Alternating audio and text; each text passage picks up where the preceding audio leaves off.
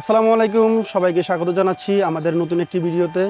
আজকের ভিডিওতে আপনাদেরকে ঘুরিয়ে দেখাবো আমাদের লাকসাম উপজেলার শীর্ষস্থানীয় পর্যটক স্পটগুলোর মধ্যে অন্যতম একটি, যেটা কিনা বহন করে লাকসামের ইতিহাস এবং ঐতিহ্যকে।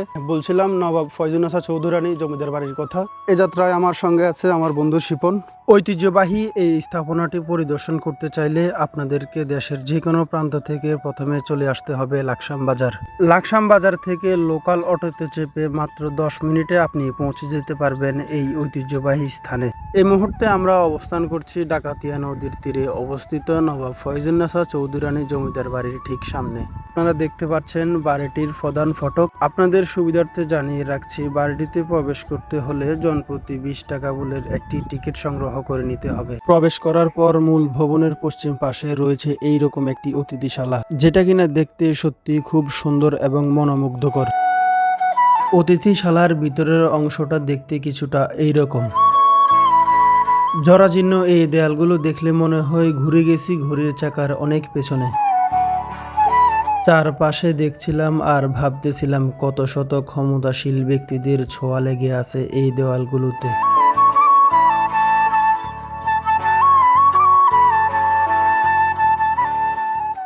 মহিষী নবাব ফয়জুন্নেসা চৌধুরানী 1884 সালে কুমিল্লা জেলার লাকসাম উপজেলার পশ্চিমগাঁও গ্রামে জন্মগ্রহণ করেন। তার পিতার নাম আহমেদ আলী চৌধুরী এবং মাতার নাম আরাফান্নেসা চৌধুরী। 5 ভাই বোনের মধ্যে তিনি ছিলেন সবার বড়। 1860 সালে তিনি পাশের জমিদার মোহাম্মদ গাজী চৌধুরীর সাথে বিবাহ বন্ধনে আবদ্ধ হন এবং তাদের সংসারে 2টি কন্যা সন্তান জন্ম নেন। তবে স্বামীর বহু বিবাহ ও পারিবারিক কলহের কারণে দাম্পত্য জীবনে সুখ না হওয়ায় আত্মসম্মান রক্ষার্থে বিয়ের মাত্র 5 বছর পর অর্থাৎ 1865 সালে তিনি স্বামীর থেকে পৃথক হয়ে যান এবং পরবর্তীতে তাদের আনুষ্ঠানিক বিবাহ বিচ্ছেদ ঘটে। বিচ্ছেদের পর প্রাপ্ত দেনমোহরের 1 লক্ষ টাকা দিয়ে তিনি বর্তমানে এই রাজবাড়িটি নির্মাণ করেন। কথিত আছে 1883 সালে পিতার মৃত্যুর পর পিতৃসূত্রে তিনি জমিদারির দায়িত্ব গ্রহণ করেন। তার জমিদারির অধীনে 14টি মৌজা ছিল এবং প্রতিটি মৌজার রাজস্ব আদায়ের জন্য তার আলাদা 14টি কাচারি ঘর ছিল। পরক্ষণশীল সমাজে নারীদের শিক্ষার কোনো সুযোগ না থাকা সত্ত্বেও তিনি নারী শিক্ষা ও সমাজ সেবায় অসামান্য অবদান রেখে গেছেন।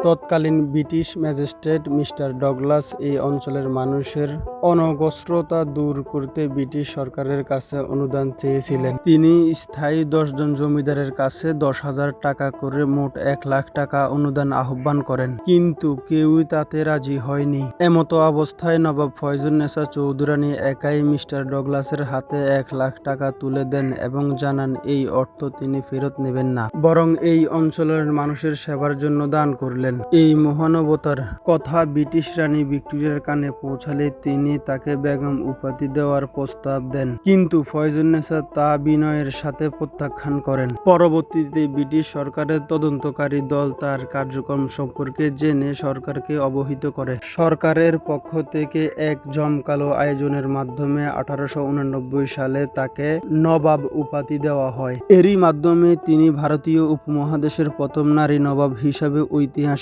রেকর্ড অর্জন করেন। নবাব ফয়জুন্নেসা চৌধুরানী তার পুরো জীবন অত্যন্ত সাফল্যের সাথে জমিদারি পরিচালনা করে 1803 সালে মৃত্যুবরণ করেন। জমিদার বাড়িটি থেকে বের হয়ে একটু পশ্চিমে আসলেই চোখে পড়বে এইরকম 10 গম্বুজওয়ালা বিশিষ্ট একটি মসজিদ। মসজিদের পাশেই নবাব ফয়জুন্নেসা চৌধুরানী সহ শায়িত আছে ওনার পরিবারের আরও সদস্যরা। এই ছিল আমাদের আজকের ভিডিওটি ভালো লাগলে লাইক, কমেন্ট এবং শেয়ার করে দিয়েন। পরবর্তী ভিডিও দেখার আমন্ত্রণ জানিয়ে আজকের মতো এখানে বিদায় নিচ্ছি। আল্লাহ হাফেজ।